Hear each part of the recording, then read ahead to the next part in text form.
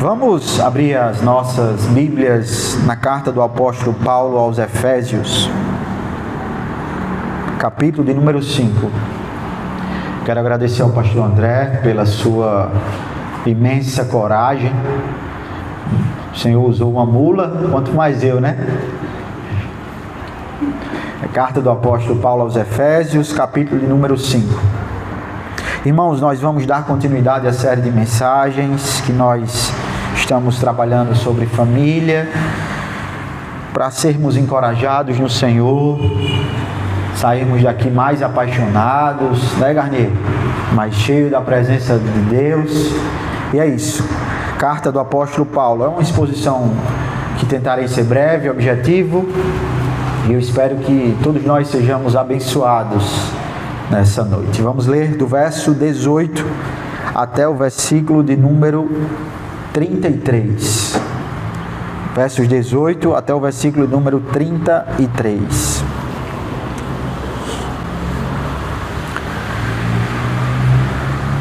Diz assim a palavra do nosso Deus: E não se embriaguem com vinho, pois isso leva à devassidão, mas deixem-se encher do Espírito, falando entre vocês com salmos, hinos e cânticos espirituais, cantando e louvando o coração ao Senhor, dando sempre graças por tudo a nosso Deus e Pai, em nome do nosso Senhor Jesus Cristo. Sujeitem-se uns aos outros no temor de Cristo. Esposas, que cada uma de vocês se sujeite ao seu próprio marido como ao Senhor. Porque o marido é o cabeça da esposa, como também Cristo é o cabeça da igreja, sendo ele próprio o salvador do corpo. Como, porém, a igreja está sujeita a Cristo, assim a esposa se sujeite em tudo ao seu próprio marido. Maridos, que cada um de vocês ame a sua esposa, como também Cristo amou a igreja, e assim entregou por ela, para que a santificasse, tendo-a purificado por meio da lavagem de água pela palavra, para apresentar a si mesmo como igreja gloriosa, sem mancha, nem ruga, nem coisa semelhante, porém santa e sem defeito. Assim também o marido deve amar a sua esposa, como ama o próprio corpo. Quem ama a esposa, a si mesmo ama. Porque ninguém jamais odiou o seu próprio corpo, ao contrário, alimenta e cuida dele, como também Cristo faz com a igreja, porque somos membros do seu corpo. Eis porque o homem deixará seu pai e se unirá à sua mulher, tornando-se os dois uma só carne. Grande é este mistério, mas eu me refiro a Cristo e à igreja. No entanto, também quanto a vocês, que cada um ame a própria esposa como a si mesmo, e que a esposa respeite o seu marido. Irmãos, vamos ter um momento com a oração do Senhor. Feche seus olhos. Vamos colocar nossas vidas diante de Deus.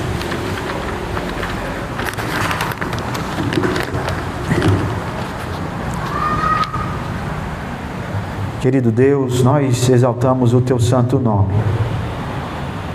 Que grande privilégio é ouvir a Tua palavra. Como ela é rica, como ela é penetrante. E ao lê-la, Senhor, essa palavra é poderosa para cortar juntas e medulas. Então faz isso nessa noite. Encoraja-nos, que eu, Senhor Jesus, me esconda atrás da cruz e em Ti mesmo busque a alegria. Que os meus irmãos saiam daqui edificados, casamentos restaurados, crentes despertados para viver uma vida contigo. Vida essa que o Senhor nos chamou a viver. No nome de Jesus. Amém. Queridos irmãos, no ano de 1762, um filósofo conhecido como Jacques Rousseau escreveu um livro chamado O Emílio. O livro é uma tratativa sobre como educar filhos, Rousseau influenciou o Ocidente, influenciou professores, influenciou toda uma sociedade francesa e decorrência da Europa. O problema é que Rousseau escreveu livros sobre educar filhos, mas ele mesmo escreve no livro de confissões dele que entregou os seus 5 filhos ao orfanato, 1 a 1. Olha que discrepância. Enquanto ele escrevia como educar filhos, ele mesmo não conseguiu educar os seus próprios. A prática e o discurso estavam sobre a mesa, distantes, que pareciam que não se cruzariam. Mas um dia ela chegou à tona e isso veio à realidade. Sabendo o seguinte, que assim como a sociedade foi influenciada por Rousseau no Ocidente, no ano de 1772 em diante, sabemos que todos nós acabamos de ter influências. Ninguém aqui é uma tábua rasa. Ninguém aqui vive sobre influência de nada. Todos nós temos alguma influência. Passado, presente, onde moramos, acaba sendo fator determinante para a nossa realidade e a nossa vida. Existe uma perspectiva que diz a respeito daquilo que pensamos e daquilo que somos ou acabamos de ser. Isso posto, queridos, torna-se a ideia de influência. Recebemos influência, e para utilizar a linguagem de Efésios, não é de influência, na realidade é de governo. É uma pergunta fundamental, pensando na seguinte proposta: quem nos governa? Para Paulo existe a resposta. Capítulo 5, verso 18, traz 2 governos. O governo do vinho, governo que leva à devassidão. E o outro governo, o chamado dos crentes, da nova criação. Esse chamado diz a respeito da plenitude do Espírito. É isso, basicamente, que Paulo quer trabalhar a partir de agora. Depois de ter escrito, proposto, agora a sua afirmação é exatamente como os crentes devem viver. E uma vez que os crentes agora que são cheios da presença do Espírito, eles vivem a vida nos seus relacionamentos, vivem a vida na igreja. Por isso que o apóstolo Paulo continua as afirmações dele, como os crentes que são governados pelo Espírito vivem. Vivem falando, cantando, dando graças. Perceba que essa é uma linguagem de culto. Paulo está falando para uma igreja que no primeiro século estavam se reunindo em casas. E essa igreja que era governada pelo Espírito vive dessa forma. Só que existe algo que para Paulo é muito importante. É que ele sabe que os cristãos não vivem na igreja. Os cristãos vivem em realidades.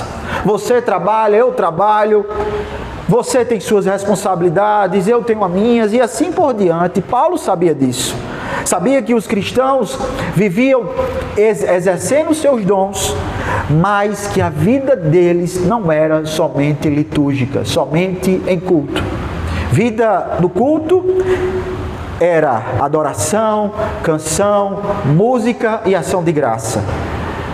Essa vida no culto, da plenitude e do governo do Espírito acaba com desdobramentos. Que desdobramentos são esses? Casamento, criação de filhos e trabalho. Esses 3 pilares que encerram essa carta. Como vivem aqueles que são governados pelo Espírito? O apóstolo Paulo vai falar sobre casamento, criação de filhos e trabalho. Efésios 5, 22 ao 33, casamento. Efésios 6, 1 ao 4, criação de filhos. Efésios 6, 5 ao 9, diz a respeito de trabalho. Crentes que agora são governados pelo Espírito devem viver assim. Viver como? Viver a vida que Cristo viveu. Viver sob o pilar e o modelo de Cristo. Na realidade, melhor dizendo, sob a cópia de Cristo. É assim que o cristão é. O cristão não é aleatoriamente chamado de cristão. O cristão está sobre um prisma, e esse prisma é o Senhor Jesus Cristo. Por isso a minha tese para o texto de hoje, que nós vamos nos deter dos versos 22 ao verso 33 aqui, o casamento é uma cópia. O casamento é uma cópia. E o casamento da nova criação imita a cruz. Eu vou repetir para você. O casamento é uma cópia. E o casamento da nova criação imita a cruz. A esposa, por exemplo, imita a cruz. 3 versículos extremamente poderosos, cheios de informações, aonde se faz necessário fazer algumas contribuições contextuais da realidade dessas esposas. Primeiro, elas viviam em uma cidade extremamente paganizada, cheia da cultura helênica, aonde deuses eram adorados, homens mantinham relações fora do casamento e chegavam em casa, poderiam sentar no sofá e dizer: vem cá, minha esposa, vamos jantar juntos tranquilamente. Aquilo parecia algo comum. Construir ali para a esposa do verso 22 é algo extremamente difícil, trabalhoso, mas ela é uma nova criação.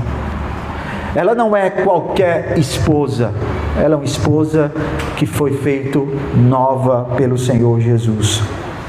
E o que é que essa esposa tem a receber como fonte de instrução do apóstolo Paulo? O verso 22 continua dizendo assim: que cada uma de vocês se sujeite ao seu próprio marido como ao Senhor.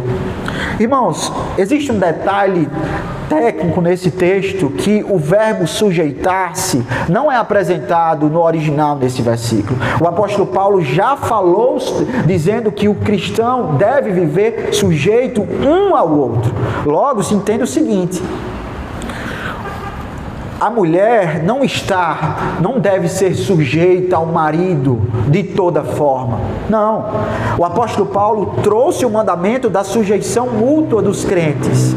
E agora, ele traz evidência da mulher nova criação, da crente, que ela deve viver a vida comum. Ela não deve estar num degrau de baixo. Pelo contrário, ela deve ser uma crente que se sujeita ao Senhor Jesus Cristo.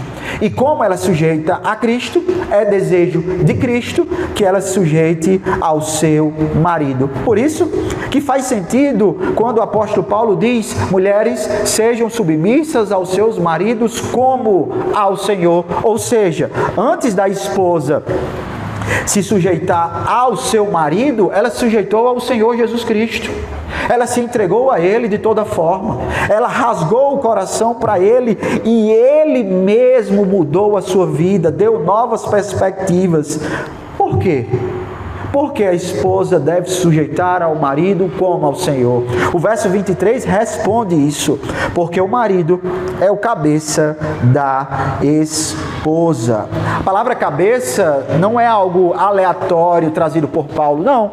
É algo bem fundamentado. Efésios capítulo 1, verso 22 diz que Cristo é o cabeça para a igreja. Efésios 4, 15 e 16 diz que Cristo é o cabeça que recebe, que dá à igreja crescimento e edificação. Efésios 5, 23 diz que Cristo é o cabeça do corpo e salvador.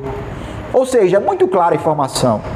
O marido, ele é o líder da casa, e a esposa deve sujeição a ela, porque esta esposa se sujeitou a Cristo, o cabeça da igreja. Esposa e maridos estão na comunidade. Logo, por funções administrativas e organizacionais, criacionais, pela qual o próprio Deus fez, deu ordens à casa. Logo, se entende-se o seguinte: esposas não é somente sujeita aos maridos de toda forma. Existe um princípio, e o princípio é o próprio Senhor e a igreja. Se entende que a esposa, ela copia a cruz quando ela vê em Cristo o modelo de sujeição. Só que é diferente, querido, o quem Cristo é para com o marido. O verso 23, a parte B responde: o marido, ele é o marido dela, ponto. Só que agora o texto dá uma ênfase. Cristo, Ele é o Salvador do corpo. Informação extremamente interessante, porque parece que o texto está limitando a ação do marido.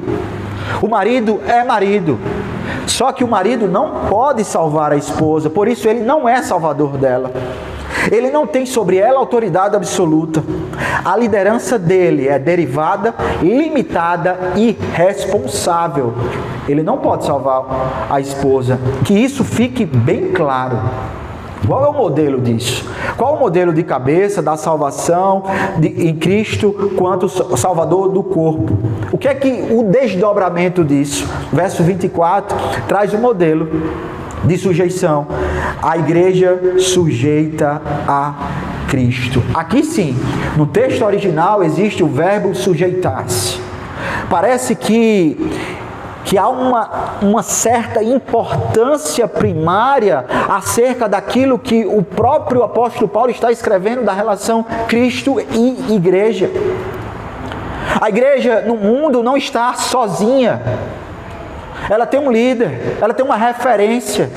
E porque não está sozinha, porque tem um líder, tem uma referência, é dever da igreja se entregar a Cristo. E se entregar é se submeter, é entregar-se a uma liderança disponível, que sustenta e que a lidera. O detalhe nesse texto é que não existe autoridade absoluta entre marido e esposa. A única autoridade absoluta nesse texto é entre Cristo e a igreja. Nesse caso, a igreja se submete a toda a plenitude de Cristo enquanto cabeça. Mulher, copia o marido, copia a cruz, copiando a sujeição de Cristo. Perceba, lembre-se a sujeição de Cristo no Gólgota, no Getsemane. Ele foi obediente até o final, ele não desistiu, ele comprou para si uma igreja. E há um detalhe disso: a igreja não foi bela, Cristo a amou e a tornou bela. Cristo, ao morrer na cruz de um Calvário, a cumprir perfeitamente a vontade do Pai, estava entregando o modelo de sujeição tal que a igreja deveria ter para com Ele. Logo, isso desemboca nos relacionamentos no marido e na esposa. Por isso que a esposa copia a cruz. E o marido? O marido também copia a cruz. Olha o verso de número 25. O substantivo maridos, assim como esposas e maridos estão no plural, sabe-se o seguinte: a carta aos Efésios deveria ser uma carta circular. Ela deveria passar na IPPS, deveria passar na IPBE, deveria passar na Igreja Presbiteriana do Centro e assim por diante. Essa era a definição do apóstolo Paulo. Obviamente, para os seus primeiros ouvintes, Efésios era uma igreja importante. E tendo ela sua importância, Paulo escreve para maridos e esposas. O detalhe não é que Paulo escreveu para bons maridos ou maus maridos, ou esposas bonitas, ou esposas feias, trabalhadoras ou desempregadas. Não. O substantivo está ali: maridos e esposas. Esposas e maridos. É interessante perguntar quem era esse homem que vivia nesse tempo, que Paulo se envolveu com ele, que Paulo entendeu que deveria falar alguma coisa para ele. Sabemos que todos nós temos influências culturais. Moramos em João Pessoa, temos hábitos que são práticas de cidadão pessoenses. Semelhantemente, ao marido que estava em Éfeso. Éfeso era uma cidade importante. Cerca de 250 mil pessoas ali habitavam. Para o primeiro século, era extremamente populacional. Era uma cidade portuária, as pessoas transitavam, era uma cidade de peregrinação, as pessoas passavam, ficavam ali. E como a cultura helênica tinha muitas divindades, as pessoas adoravam a deuses com frequência. Não existia essa ideia de monoteísmo fora o judaísmo. Não. Existiam inúmeras religiões, e aqui está chegando o cristianismo. propondo o único Senhor, o único Salvador, e trazendo a ideia que o Verbo se fez carne, o Senhor Jesus veio ao mundo. Para eles isso era um choque. E como toda cidade do primeiro século tinha muitas divindades, existia uma padroeira na cidade, uma chefe das divindades. Ela era Diana, como a Vulgata traduziu. Diana, ela era responsável pela deusa da fertilidade. Além disso, ela ajudava as mulheres nos partos. As mulheres que tinham filhos gostavam ou ofereciam sacrifícios a ela para que elas fossem protegidas. Talvez, certamente, muitas mulheres morriam no parto. Não se tinha acesso à medicina, nem nada disso. Interessante que Éfeso tinha uma deusa Diana, deusa que deveria proteger as mulheres do parto. No entanto, sabe quem eram as mulheres do primeiro século? Elas eram propriedades. Levantavam um templo para Diana, mas escanteavam as mulheres. Digo isso, queridos, por causa do fator cultural. Na prática se dava o seguinte: na cultura do primeiro século, o mais forte governava o mais fraco. Então, a mulher, enquanto elemento fraco dito pela sociedade, ela era desprezada. Qual era a opção? Se casava aos 13 anos. Se casou aos 13 anos, geralmente o marido tinha o dobro da sua idade, saía de casa, então entrava em um relacionamento. Sabe quem ela era essa mulher? Uma propriedade. Por quê? Porque a sua função era cuidar do lar e ter filhos.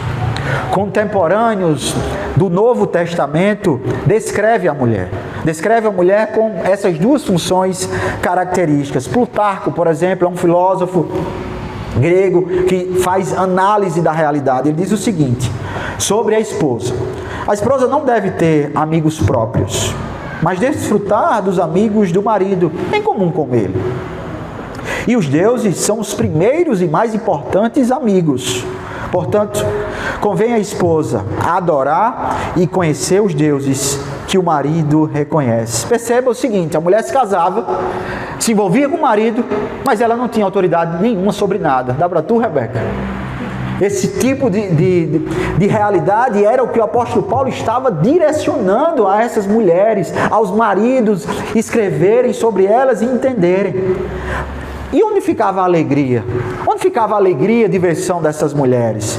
Demóstenes, mais um conhecedor entre o século I e antes de Cristo, diz o seguinte: a diversão do marido era essa: ele tinha cortesãs para o prazer, concubinas para o cuidado diário do corpo, e a esposa para nos gerar filhos legítimos e guardiãs fiéis do lar. Ou seja, enquanto prazer sexual, o marido tinha cortesã, tinha concubina, e a mulher era aquela que o servia, que o entregava a ele tudo de mão beijada. Isso era extremamente curioso, irmãos, porque traz o diagnóstico bem claro do marido da nova criação que estava se relacionando com esta mulher. O Deus dela era o Deus dele, os amigos dele eram os amigos dela, o prazer dele era o prazer dela, a vida dela era a vida dele. O que é que nós temos? Concluímos o seguinte: aquela esposa jamais saberia o que era ser amada.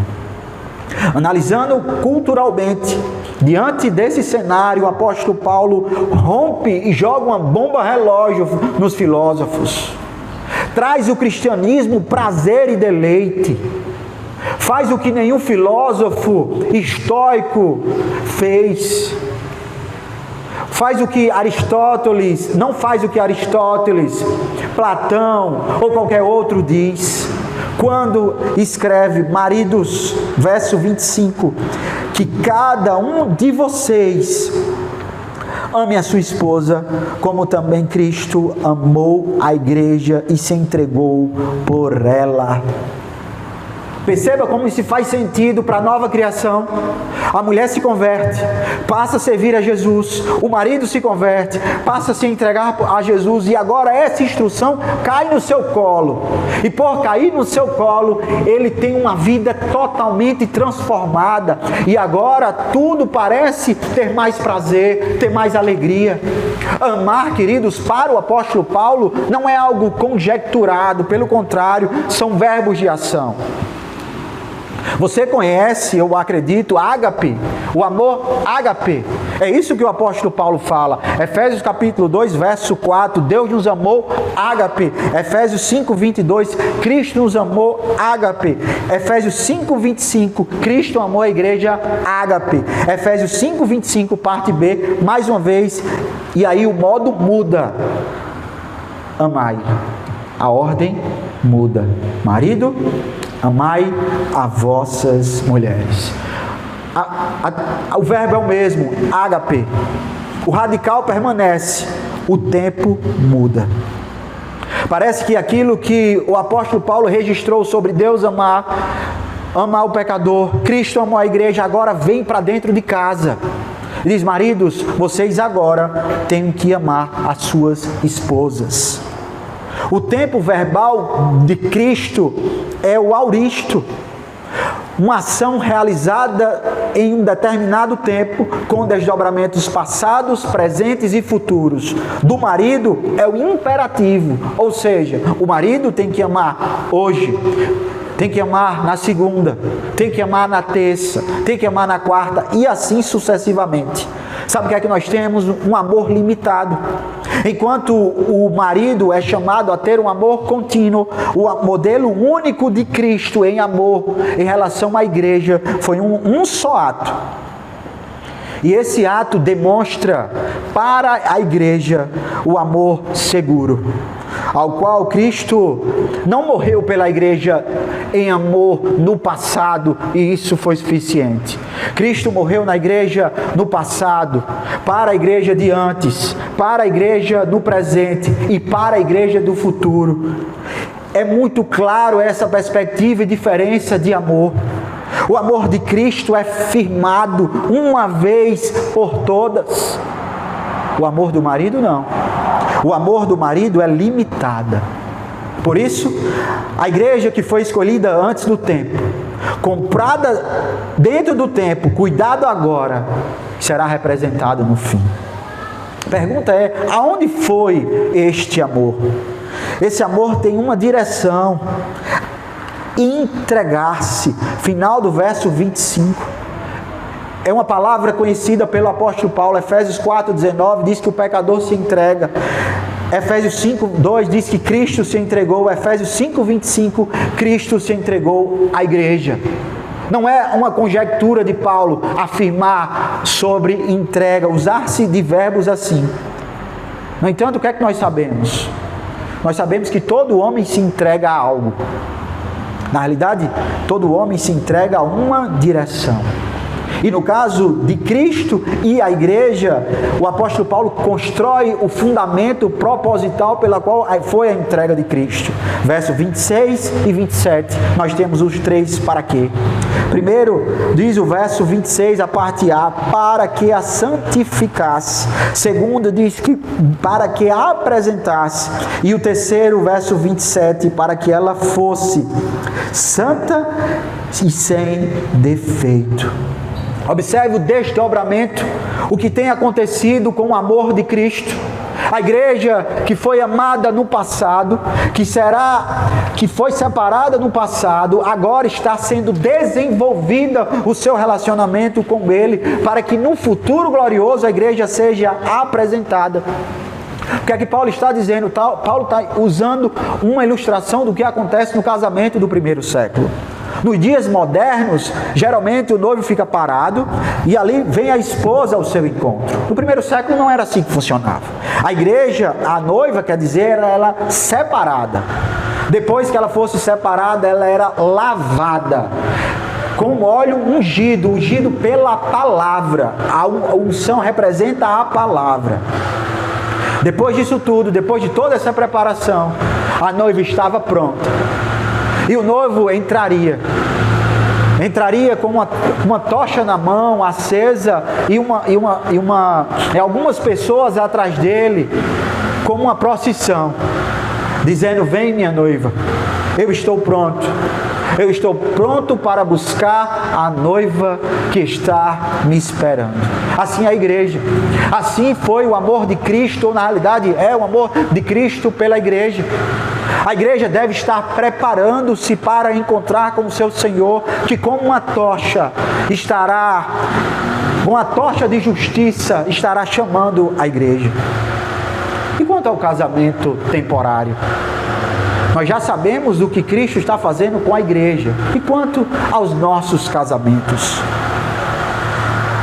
Verso 28 e 29 traz a ideia de fundamento do casamento enquanto união. Diz que o marido que se une com a esposa, ele se une de tal forma que tem um dever. Sabe que dever é esse, querido? Amar. O marido tem o dever de amar a esposa. Obviamente, o amor de Cristo é incomparável, mas enquanto função e responsabilidade sobre os maridos, existem essa responsabilidade primária. E essa responsabilidade consiste no amor. E esse amor representa o que, irmãos? Representa unidade, representa cuidado. Por isso que o apóstolo Paulo vai desenvolver no verso 29, dizendo que o que o marido sente em relação à esposa é algo tão íntimo, que a dor dela é a dor dele, o calor dele é o calor dela, o frio dela é o frio dele. Eles são um com o outro, plenamente completos, ao ponto que o único dever do marido é amá-la. E amá-la, ele entende que quem sofre, quando sofre um, sofre o outro. Encerra-se a proposta do apóstolo Paulo enquanto cópia. Marido aponta para a cruz, esposa aponta para a cruz, mas a cópia aponta para quem? Para o que aconteceu no princípio. Olha os versos 30 ao 32. A cópia aponta para o original. O apóstolo Paulo chama aos ouvintes de volta ao Éden. E encerra o seu argumento dizendo: olha, se lembram daquele texto que é escrito em Gênesis capítulo 2, verso 24: por isso deixará o homem seu pai e sua mãe e unirá-se a sua esposa, e os dois serão uma só carne. O verso está inteiro aí. Sabe qual é o complemento dele? Mistério. Qual é esse mistério revelado? Esse amor não era sobre Adão e Eva. Agora esse amor foi revelado, é sobre Cristo e a igreja. Por isso que ele diz: eu me refiro a Cristo e à igreja. Isso é um desmonte nos casamentos, porque os casamentos não figuram Cristo e a igreja. É Cristo e a igreja que apresentam o casamento. Deus não olhou para o casamento e usou uma ilustração. Não, queridos. Deus olhou para Cristo e apresentou o casamento. Toda vez que eu e você olharmos para a nossa realidade enquanto casamento, nós não estamos ilustrando Cristo e a igreja. Não. É Cristo e a igreja quem deve ilustrar o nosso casamento. Por isso que Paulo encerra seu argumento convidando os leitores ao modelo áureo da nova criação. A criação. Fecha-se Paulo com uma síntese do que ele falou. Portanto, cada um de vocês ame a sua esposa como a si mesmo, e a esposa respeite o seu marido. Na segunda, na terça, na quarta, e assim será a trajetória dos crentes na nova criação. Queridos, e quanto a nós? Quanto à nossa vida, enquanto nova criação, enquanto crentes, Eu tenho refletido muito sobre isso, sobre como é distintamente claro o crente do não crente. Aquele que vive no mundo, mas não é do mundo. Sabe qual é a minha reflexão? É que é estranho como vivem os crentes no mundo presente. E o casamento desses crentes é algo fora do padrão da realidade. E você vê que existem caricaturas para os dois lados. Primeiro para o marido. Observe se não é estranho. Se você for conversar com uma amiga que não é nova criação, sobre o seu relacionamento com o marido, dizendo, olha, lá em casa nós temos um relacionamento de harmonia, mas eu respeito o meu esposo como se ele fosse o cabeça. Ela vai olhar para você e dizer, olha, você fica calada, não tem sentido isso. A caricatura da mulher sem sal, desprovida de amor, a crente calada, sem força, está aí em nossos dias. E o que é que reflete isso? Uma resposta a essa realidade. E essa resposta é basicamente o seguinte: homem não deveria existir no mundo. O homem é um ser dispensável. Não presta, não ajuda nada. Logo, a tese é, eu não preciso de homem para nada. É a realidade que todos nós vivemos. Se você conversar com um amigo de trabalho, conversar na internet, conversar com a sua vizinha, essa é a realidade. Só que a proposta do apóstolo Paulo é o contrário disso. O casamento cristão não responde nem um homem dominador, nem o homem ausente, pelo contrário. Ele responde o homem servo e o homem que ama. Tem um livro de David Merck, ele faz uma citação de um pastor. O título do livro é Homens Mais Parecidos com Jesus. A proposta dele, enquanto tese central, é como é que os homens se tornam mais parecidos com Jesus. David Merck abre a sua introdução dizendo o seguinte: homens que não servem, não servem. Homens que não servem, não servem. Pegou aí, Garnier? O marido da nova criação, ele tem uma característica muito clara, ele serve.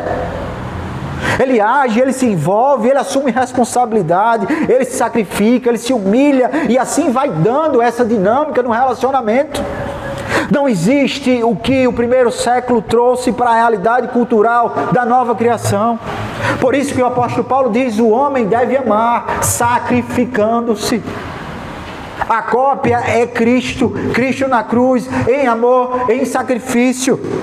Sabe de onde vem tudo isso, queridos? Da humildade. E a humildade não nasce, eu sou humilde, eu sou bonzinho. A humildade nasce da cruz. Cristo não esperou a igreja se tornar bela, se tornar pronta. Cristo amou a igreja independentemente da sua cor, da sua raça, do que ela é, do que ela poderia oferecê-la, porque no final das contas a igreja não poderia oferecer nada, senão o próprio Cristo lhe ofereceu tudo. E o marido da nova criação não é aquele que manda, é aquele que serve. Segundo lugar, o marido da nova criação ama. Queridos, é um desafio grandioso para mim entender o coração da minha esposa. Enquanto eu, um troglodita, que tem o meu jeito formal, que quero ser servido por natureza, amá-la. Sabe qual é o nosso dever enquanto maridos da nova criação? É amar ativamente. É amar sacrificialmente. É entrega, queridos, são ações. Amor é ato. Amor não é construção. Amor é um ato claro e real. E a mulher da nova criação receberá isso com muita alegria. Nancy Pearcey escreveu um livro, Masculinidade Tóxica. É uma resposta à realidade do feminismo dizendo que o homem não presta. Eu indico a você, um dos melhores livros sobre cosmovisão, enfim. E ela disse que o casamento, os únicos casamentos que duram, na realidade, a maior porcentagem de casamentos que duram são os casamentos de crentes. Por quê? Porque está aí a palavra transformando o marido do primeiro século, um troglodita que era servido por inúmeras mulheres, agora ele só tem uma e ele tem que amar e entregar a ela. E para a esposa também tem caricaturas. Se você olhar para o mundo, ela parece que para aqueles que não foram nascidos de novo, que não têm nova criação, que não são nova criação, a mulher cristã é uma mulher apagada, sem vida, sem coragem, sem vigor. E sabe qual é a resposta disso? A mulher se basta. Ela não precisa de alguém. E então o movimento feminismo vem, joga na mesa versículos isolados, dizendo que Paulo foi um machista, quando ele disse que a mulher não poderia falar. Paulo foi um misógino, quando ele disse que a mulher tinha que colocar véu. Versículos descontextualizados, fora daquilo que Deus disse para a mulher. Sabe por quê, querido? Porque quando a mulher entende que é nova criação, e grave isso, queridas, ela não se submete por medo, ela submete por adorar o Senhor. Ela não adora o marido, ela adora o Senhor. A mulher da nova criação, ela respeita, ela honra o marido em público, ela não se une com as outras mulheres do salão de beleza que não são nova criação para falar mal dos homens. Ela se protege. Ela não coloca um peso no marido que só Cristo tem. Queridos, isso é um alívio para você, esposa. Seu marido vai fracassar, eu vou fracassar. E sabe o que é que você tem que olhar? Não é o marido, é o Senhor Jesus. Como Ele te amou, como Ele te fez, como Ele te santifica, como Ele está te preparando para ser apresentada. E no final o apóstolo Paulo traz uma palavra necessária. Versículo 24, em tudo, e versículo 22, como ao Senhor. Se submeter ao marido não é um peso, é submeter por causa do Senhor. É seu relacionamento com Cristo que definirá qual é a sua disposição em servi-lo. Uma palavra para os solteiros aqui presente. Amigos, quem escreveu essa carta foi os solteiros, Anara. Foi o apóstolo Paulo, que não tinha esposa, não tinha marido. E sabe o que é que ele disse? Ele disse para que você pudesse viver a sua vida para o Senhor. Aproveitando e não desperdiçando a sua solteirice. Existe um paradigma que é proposto para nós, enquanto sociedade do século XXI, só quem tem valor é quem é casado. Isso é uma mentira. Para Deus, solteiros e casados têm o mesmo valor. Vocês que são solteiros, amem a Jesus, se entregando a Ele. Você pode dizer, Anderson, mas eu não consigo. Eu tenho que ter alguém do meu lado para caminhar comigo, para lutar comigo. Você, esposa, diz, eu também não consigo ser submissa ao meu marido como eu gostaria. Na verdade, eu também não. Por isso que nós temos uma missão, e essa missão é se encontrar com o nosso noivo, que em tudo nos satisfaz, solteiros, esposas e maridos, que nos completa perfeitamente, como nenhum outro consegue. É exatamente por isso que nós podemos ter esperança completa, única e verdadeira, porque o nosso noivo pode e vai nos completar até o final da nossa jornada.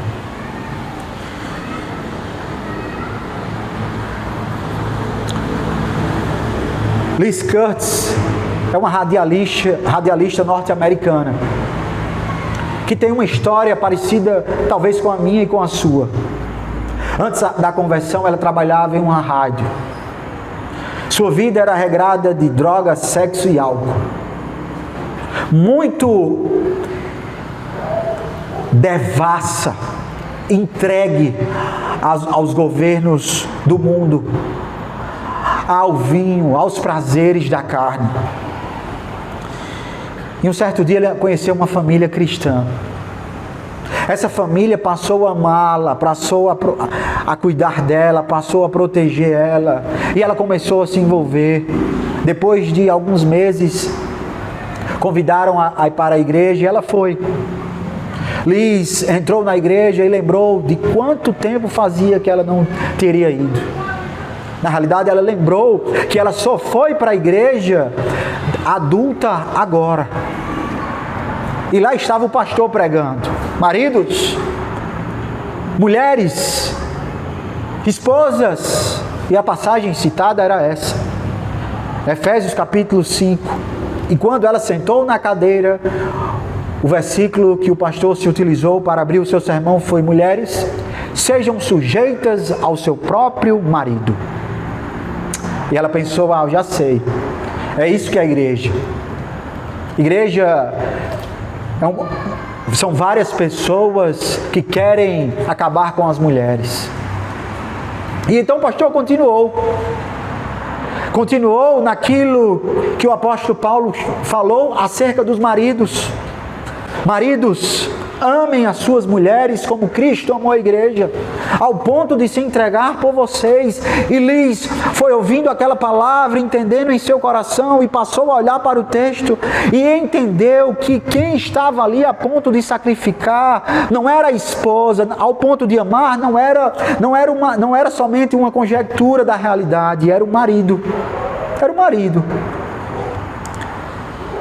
Ela olhou para a amiga que estava ao seu lado e disse: amiga, se eu encontrasse um homem disposto a morrer por mim, eu me casaria com ele. A amiga sentou e olhou e disse: Liz, você já encontrou, pois existe um homem que já morreu por você. Ela se tornou uma crente poderosa nos Estados Unidos. Concluo esse sermão, queridos, com um convite. Você, esposa, noiva, namorada, que não tem vivido à luz daquilo que Deus disse.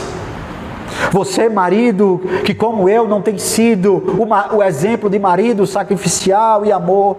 Você que já foi esposa e hoje não é mais, viveu um divórcio. Você, solteiro, que vive a sua vida pensando acerca de como será a sua solteirice. Eu te convido a olhar para aquele que venceu a nossa morte, que triunfou em nossas batalhas, que lutou as nossas guerras e venceu nas nossas imperfeições, nas nossas fraquezas.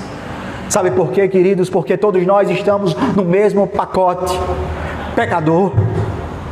Haverá um dia que os nossos casamentos serão completos e o noivo estará com a tocha de justiça nos esperando, convidando a você e a mim para vivermos o casamento perfeito, de plenitude completa, para a glória do nosso Deus. E a igreja ansiosamente espera: Maranata, ora vem, Senhor Jesus.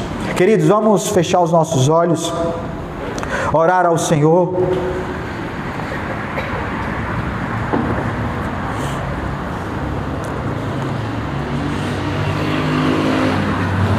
Bondoso Deus, nós te exaltamos, Deus querido. Somos todos pecadores, com casamentos imperfeitos, relacionamentos quebrados, falhos, cheios de desânimos. Mas o Senhor vem e sopra sobre nós, nos chamando a continuar. Por isso que a Tua palavra é lida, é pregada, É ela que nos dá força para viver com coragem e amor. Obrigado. Obrigado, querido Deus, por tudo que o Senhor é, para que um dia venhamos a se encontrar perfeitamente com o nosso noivo. Nossa esperança não está em nossos casamentos, em nossos relacionamentos, está no Senhor. Obrigado por isso. Renova nossas forças nessa noite, com amor e graça. Em nome de Jesus. Amém.